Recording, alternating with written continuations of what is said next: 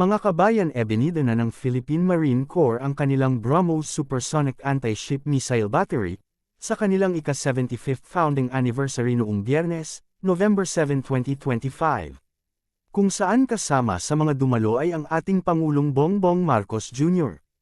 Ang isang battery ng BrahMos missile system ng Pilipinas ay binubuo ng dalawang mobile autonomous launchers na may dalawang ready-to-fire BrahMos missiles, isang missile replenishment vehicle na may dalang 4 na BrahMos missile, isang command and control vehicle, at isang radar vehicle.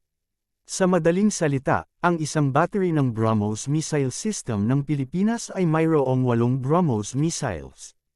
Ang 4 na missile ay naka-ready to fire, at ang 4 naman ay extrang missile. Pero bago natin ipagpatuloy, please like nyo muna ang video at mag-subscribe.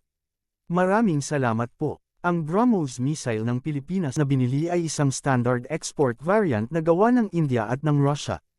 Ito ay may effective operational range na 290 kilometers, at kayang makalipad ng 3 to 10 meters sa ibabaw ng dagat para makaiwas sa radar detection ng kalaban. Ang unang Philippine BrahMos battery ay nakabase sa Western Luzon, at ino-operate ng Shore-Based Anti-Ship Missile Battalion ng Marines Coastal Defense Regiment. Dahil sa kanyang magandang lokasyon sa Zambales, kung saan nakaharap ito sa South China Sea, mababantayan niya ang mga barko ng kalaban na gustong pumasok sa teritoryo ng Pilipinas sa West Philippine Sea. Ang 3 baterya ng Indian Supersonic Anti-Ship Missiles ay binili noong 2022 sa halagang $375 million sa pagitan ng Manila at ng New Delhi.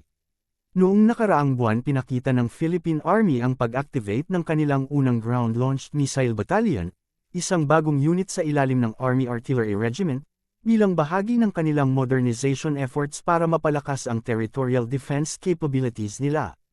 Ang activation ceremony ay ginanap noong October 21, 2025, sa Fort Magsaysay, Nueva Ecija.